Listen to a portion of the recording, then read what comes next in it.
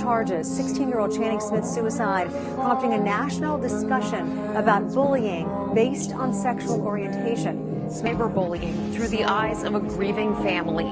Their 12-year-old daughter took her own life after they say she was targeted by her classmates on social media.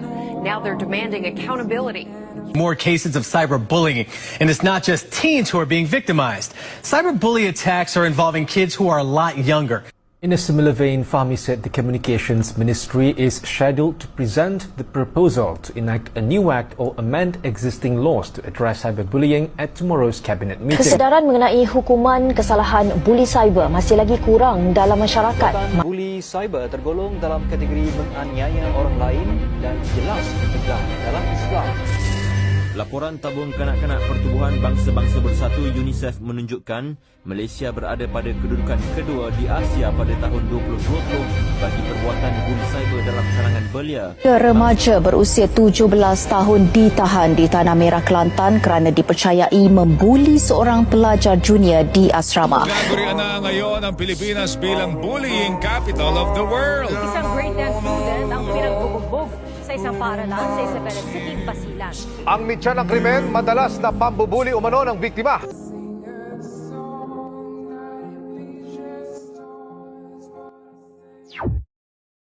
In today's modern world, bullying has evolved far beyond the schoolyard. It has become a complex and alarming social issue that affects individuals of all ages, background, and communities. Once viewed as harmless, teasing, or a simple clash between peers, bullying has now taken on more aggressive and damaging forms, both physically and emotionally. With the rise of technology, this issue has reached a new and dangerous dimension. The digital space has become a breeding ground for cruelty, where insults, rumors, and threats can be spread instantly, reaching thousands in seconds.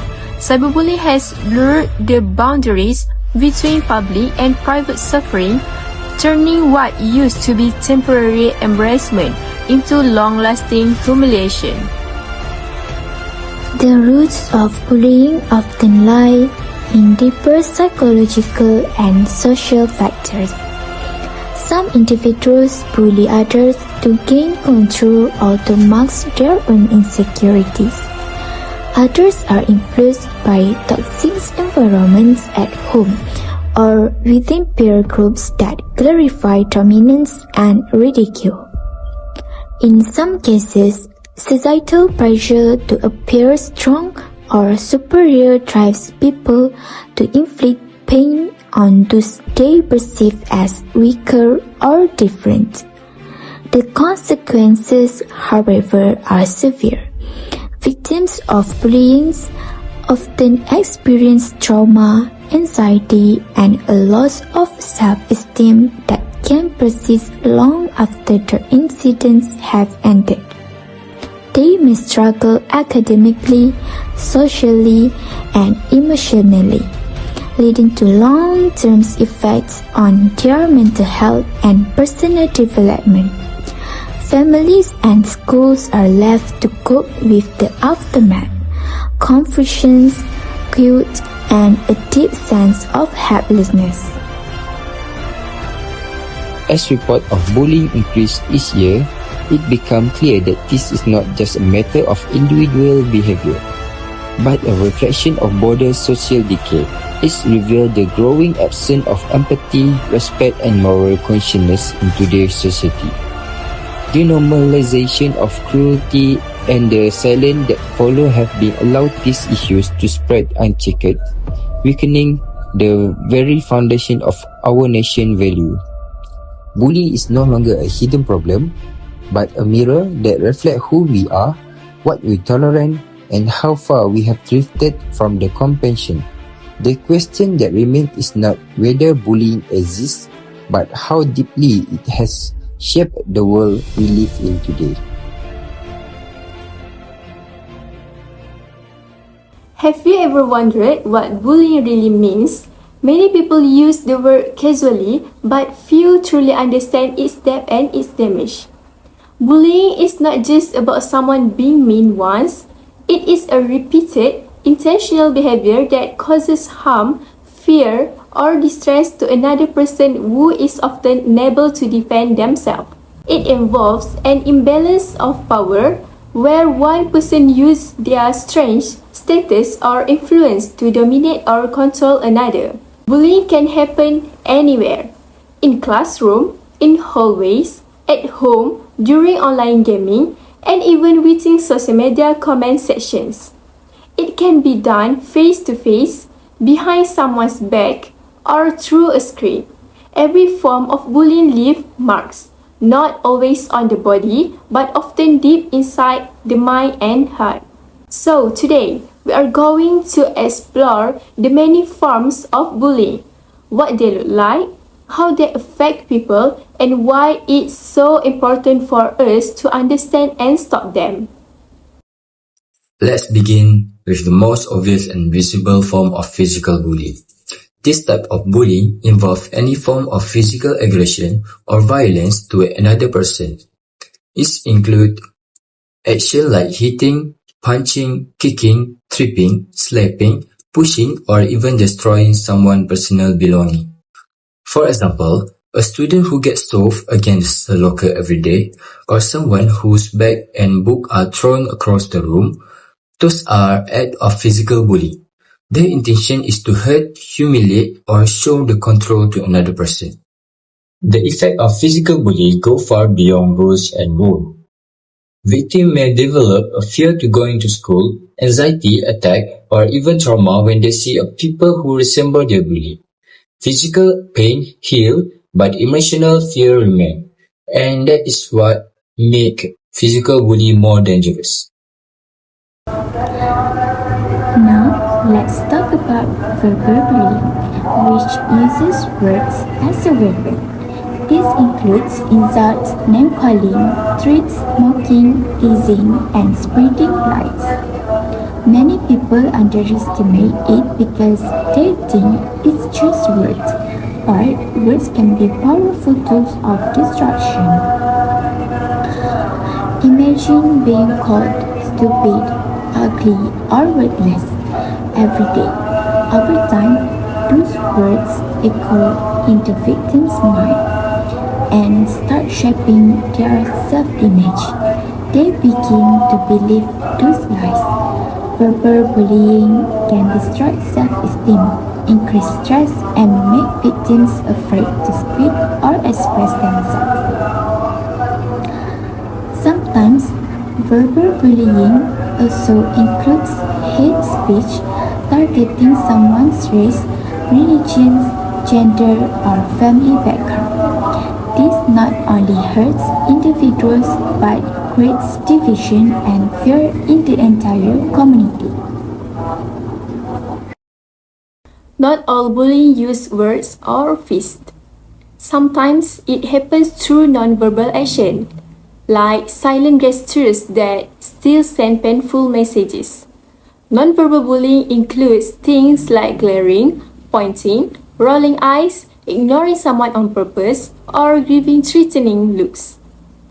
And then we have relational or social bullying, when someone tries to harm another person's reputation or relationship.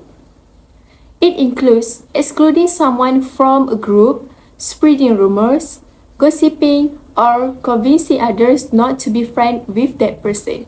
For example, a group of students might decide to stop talking to one classmate just because one person said, "Let's not hang out with them anymore." That single decision can make someone feel invisible. Social bullying isolates people and makes them question their self-worth. It might not leave bruise, but it breaks confidence and belonging, which can hurt just as much. Let's go deeper into the emotional side of psychological bullying. This happens when someone constantly manipulates, humiliates, or threatens another person to control them. It's about the power, not just cruelty. Examples include mocking someone's weakness in public, making them feel guilty for things that aren't their fault, or twisting their words until they doubt themselves. This is also known as gaslighting. Over time, victims of psychological bullying start losing trust in others and in themselves. They might say, maybe it's my fault, when it never was. Emotional bullying also can cause depression, anxiety, and long-term trauma. It affects the way victims think about themselves and how they relate to others. Another very serious and sensitive form is sexual bullying. This happens when someone makes inappropriate comments, gestures, or jokes of a sexual nature. It can also include unwanted touching, spreading sexual rumors, or sharing private images without consent. Sexual bullying violates a person's privacy, dignity, and safety. It can happen in schools, workplace, or online platforms. The emotional impact is often devastating. Victims feel ashamed, scared, or powerless to speak up. In many cases, sexual bullying is not just wrong, it's also a crime. That's why awareness and reporting are so important. We must protect everyone's right to feel safe, respected, and valued, no matter their gender or appearance. In our modern world, one of the most common and fastest growing type is cyberbullying. It takes place through social media, texting, email, or gaming platforms. This type of bullying can reach people anytime, anywhere, even in the safety of their homes. Cyberbullying includes sending hateful messages, spreading rumors online, creating fake accounts to insult or impersonate someone, and sharing embarrassing photos or videos without consent. The worst part, once something is posted online, it's hard to erase. Unlike face-to-face bullying, cyberbullying follows the victim 24/7. It can make them feel trapped and helpless because there is no safe space. Their phone becomes their biggest enemy. Victims often experience anxiety, insomnia, and fear of checking their phone. Cyberbullying doesn't need physical presence to cause pain. A single cruel comment online can reach thousands of people in seconds, and the humiliation spreads like wildfire. Now, it's also important to know that bullying can be direct or indirect. Direct bullying happens openly, like face-to-face, such as when someone insults, hits, or threatens the victim directly. Indirect bullying, on the other hand, is more hidden. It happens behind someone's back, like spreading rumors, planning to embrace them, or encourage others to ignore them. Indirect bullying is harder to detect but can be just as harmful because victims often don't even know who behind it. It leaves them confused, paranoid, and socially isolated. Both direct and indirect bullying destroy trust and create a toxic environment where people are afraid to express themselves. Why does bullying happen? Sometimes it's because of insecurity. Bullies feel small inside, so they make others feel smaller. Some do it to gain attention, to fit into a group, or to feel powerful. Others may have learned aggressive behavior from home or media, but no reason can ever justify it. Bullying is always a choice, a harmful choice. Understanding why it happens helps us stop it, not excuse it. Bullies often need guidance and intervention too. Sometimes they have been victims in the past, repeating the same cycle of pain they once felt. Stopping bullying means breaking that cycle, helping both sides to heal and change. The effects of bullying can last for years. Victims may develop low self-esteem, social anxiety, depression, or even suicidal thoughts. They may struggle to trust others, to build relationships because of past experience. But bullying doesn't only hurt victims, it also damages the bully's own growth. People who bully often face disciplinary problems, poor academic performance, and difficulty forming healthy friendships. Witnesses who remain silent may also feel guilt or fear, leading to emotional stress.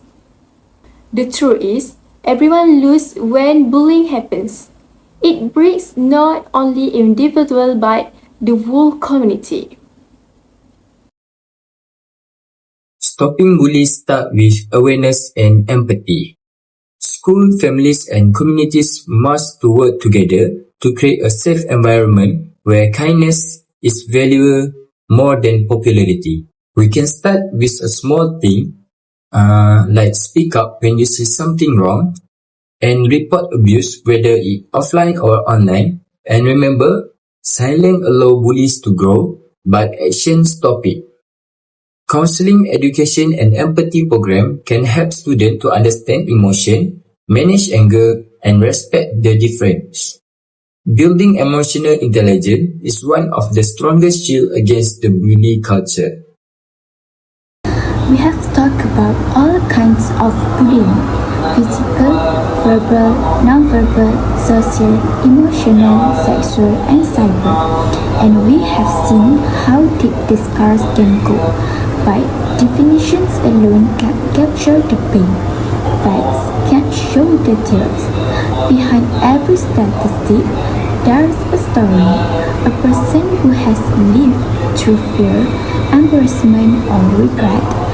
Sometimes the bully doesn't even realize the damage they have done. Sometimes the victim stays silent for years, but silence doesn't heal.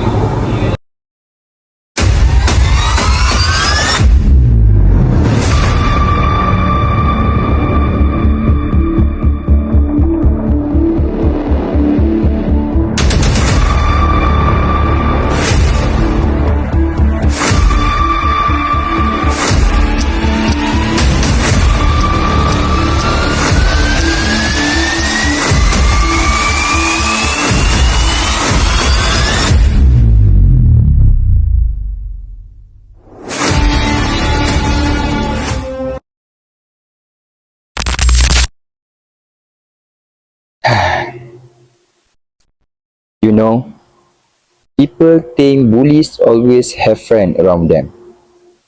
But sometimes, with the loneliness one. I'm used to spend my time alone, walking around the school, pretending I didn't care about anyone. But deep down, I just wanted to feel noticed. Then one day, I saw her. Quiet, soft, never perfect. It felt easy, too easy. So I took her bag, pulled her wallet, and just walked away. Like it was nothing. At the moment, I feel powerful. But when I look back now, I just see a coward trying to look strong. I started smoking after that. I told myself it made me look tough, but it didn't. It just made me feel more empty. I wasn't strong. I was scared. Scared that if I didn't hurt someone, I'd be the one who getting hurt. People always think quiet people are weak, but sometimes silence is just a way to survive.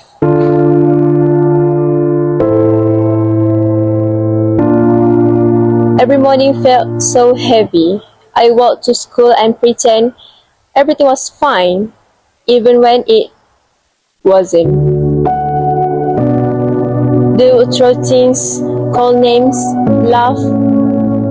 I never say a word because what's the point when nobody listens?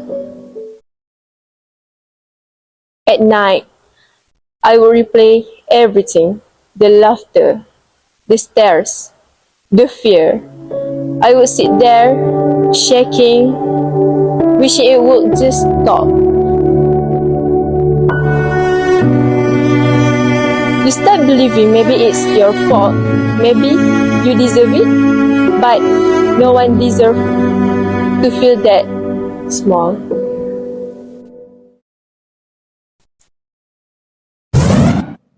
I saw it happen more than once. Sometimes I just stand there, pretending I didn't. I remember that day. He took her wallet, laughed, and walked away. I froze. I didn't move. I didn't say anything. Once I saw her crying, alone, I wanted to say something, but I didn't know what to say. So I kept walking.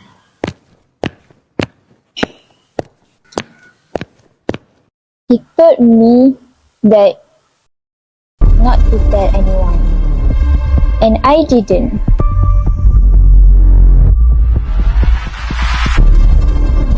I thought staying quiet would keep me safe, but now I realize my silence helped him hurt someone. Sometimes it's not just the bully who's wrong. It's also the one who watched and stayed quiet.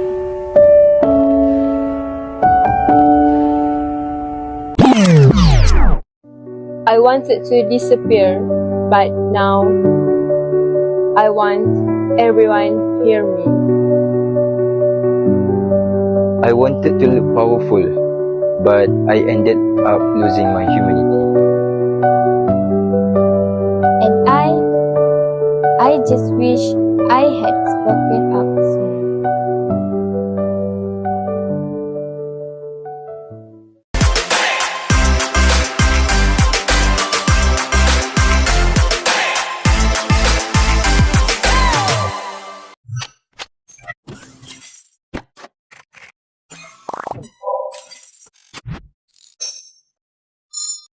Hello and welcome to another episode of Voices of Change, where we talk about real issues and affecting our youth today.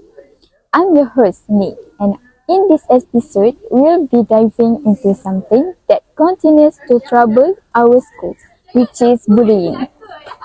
Bullying isn't just about physical. It can be emotional, psychological, or even digital, and its impact can last for years. It doesn't just hurt one person, it affects the entire school community, sometimes in ways we can't even see. To help us unpack this issue, we have two incredible guests today. Joining me is Counselor Aisha, who has years of experience supporting student emotional well-being, and Inspector Ifan, a community police officer who works closely with schools through various outreach and safety programs. Welcome Aisha and Ifan. Thank you, Nick. It's an honor to be here and talk about something that truly needs more attention. Thank you too for inviting me. I'm glad to be the part of this meaningful conversation. Let's begin by understanding why bullying keeps happening even though there are so many campaigns, talks, and school rules. Aisha, you work closely with students every day. So what's your take on this? That's a great question, Nick. From what I have seen, bullying often comes from a lack of emotional intelligence. Many students simply don't understand the impact of their words or behavior. Some come from homes where they don't get enough attention or emotional support, so they seek that control or recognition at school, sometimes through by bullying.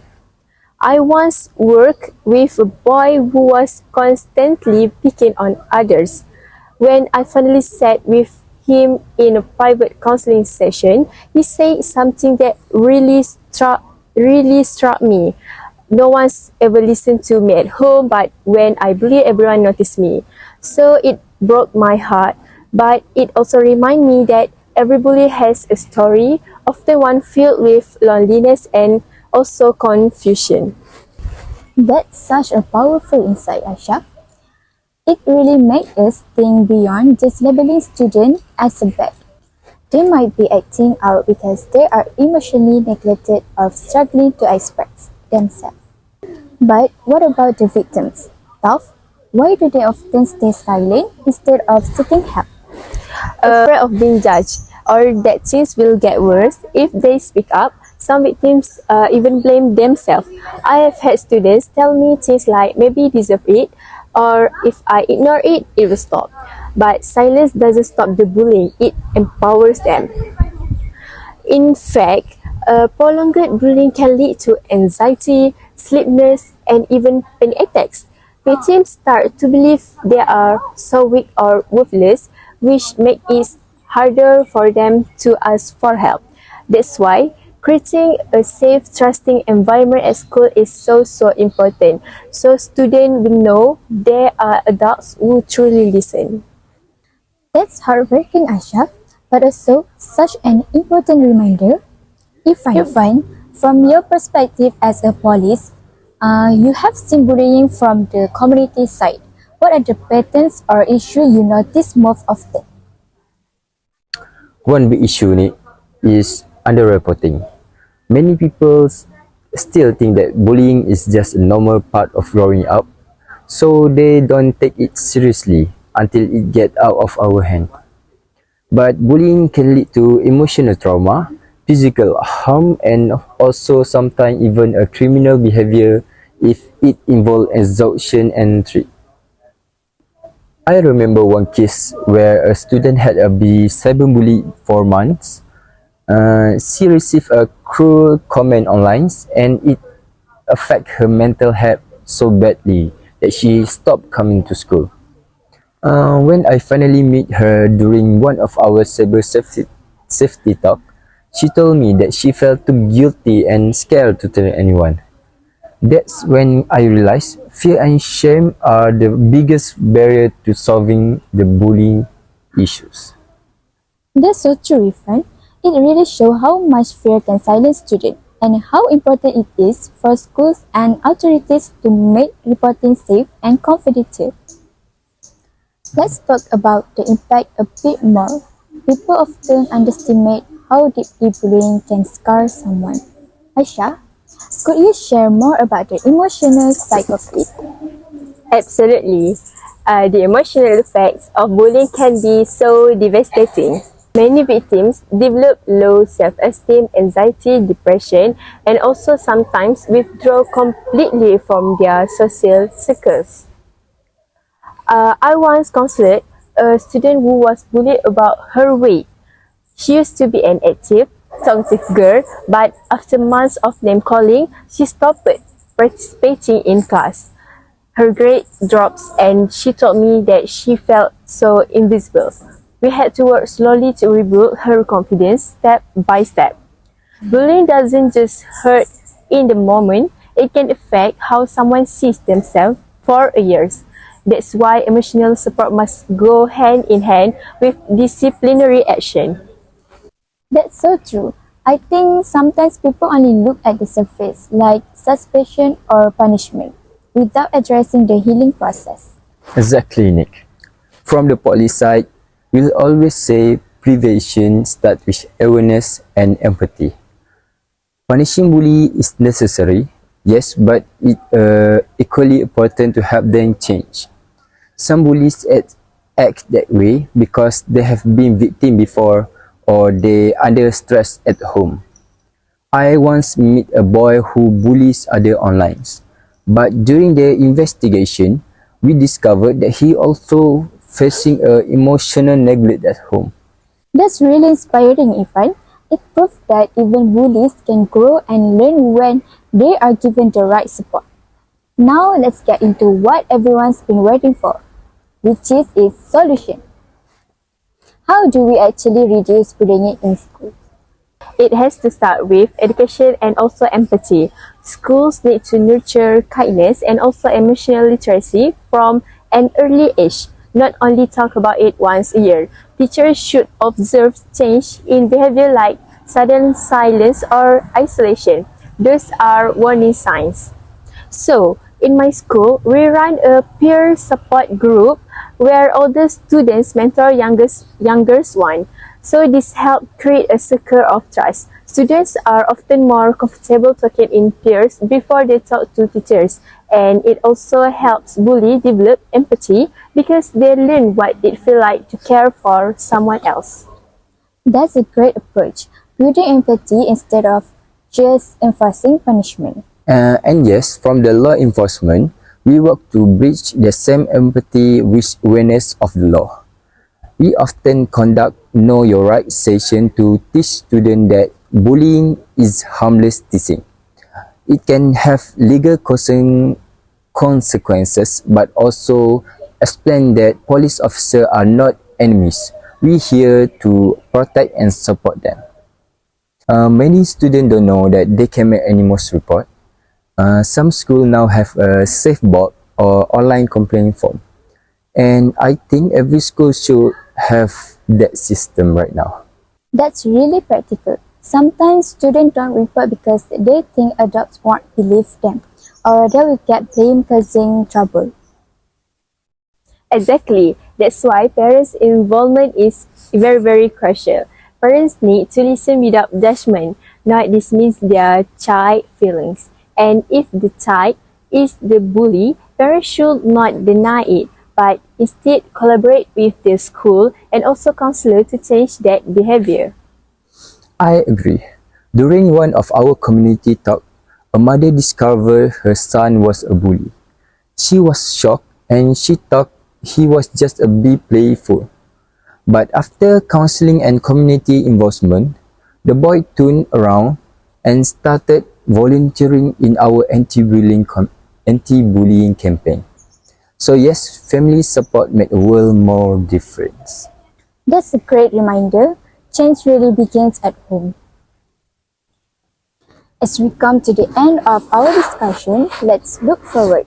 What kind of future do we want to build for our students when it comes to this issue?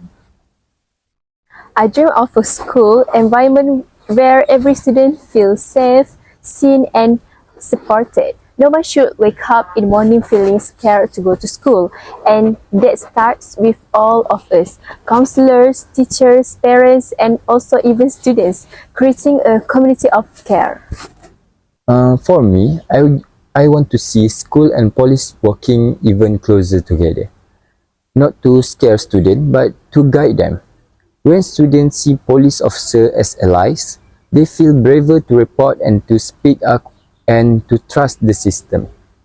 That's so true. I think that we have all agreed on today is that collaboration is the key. Educators, counselors, parents, and law enforcement must work hand in hand. Together we can create schools where empathy replaces fear and understanding replaces silence. Bullying isn't just kids being kids. It's a real issue that demands our awareness, empathy, and action. If you are listening to this and you are being bullied, please speak up, and if you see someone being bullied, don't stay silent. Your voice could make all the difference. Thank you, Aisha and Ifai, for sharing your insights and experiences today. And to everyone listening, let's keep working together to make every school a place where kindness grows and fear fades. That's all from us. Bye.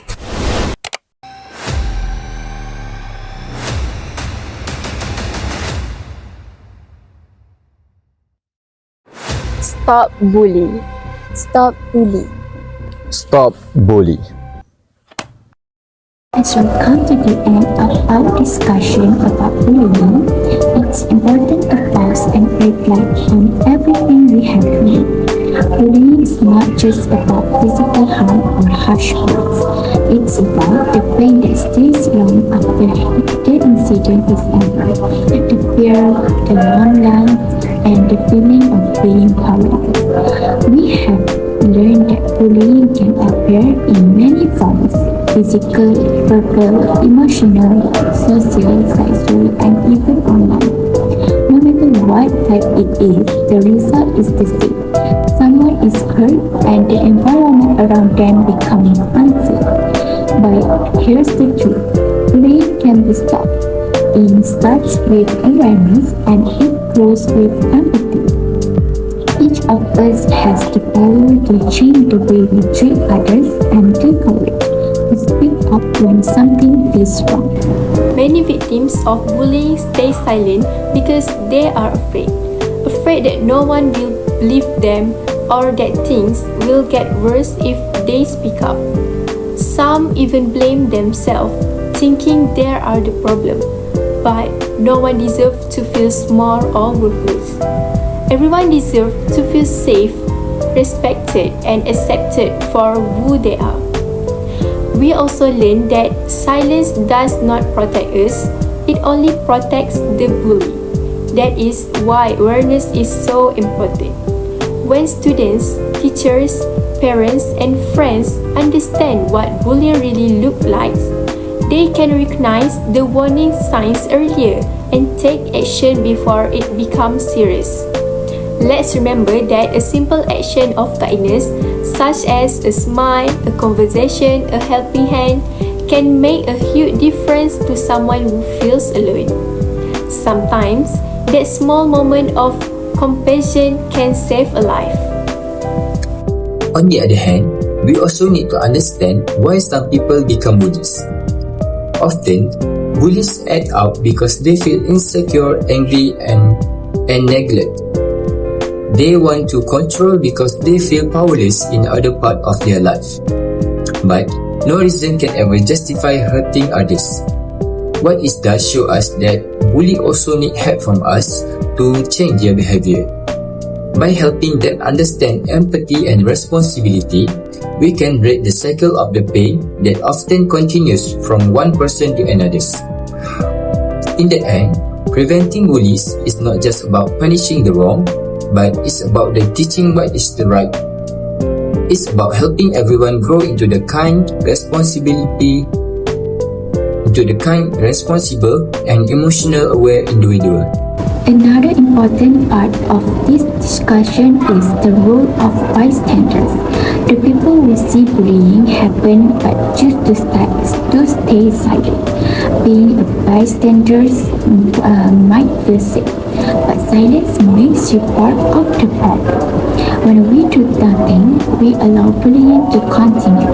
But when we speak up, even in small ways, we show strength and humanity. You don't always need to confront the bully directly. You can comfort the victim, report what you saw, and encourage your friends to stand together against bullying.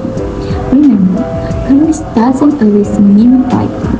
Sometimes it simply means doing what's right when it's difficult. The effects of bullying can last a long time, even into adulthood.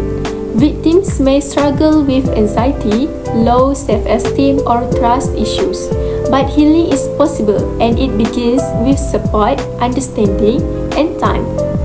Schools can play a big role by creating safe space for students to talk and by teaching emotional intelligence from a young age.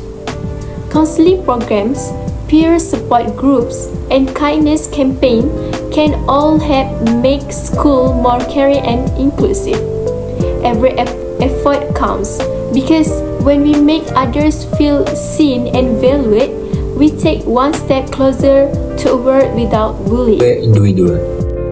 At the end of the day, preventing bullying is everyone's responsibility. It's not just a school issue but a community's issues. Parents, teachers, students, and society all need to work together to create a culture of respect. So today, let's make a choice. A choice to stand up, to speak out, and to care. Let's promise to look out for each other, both online and in real life.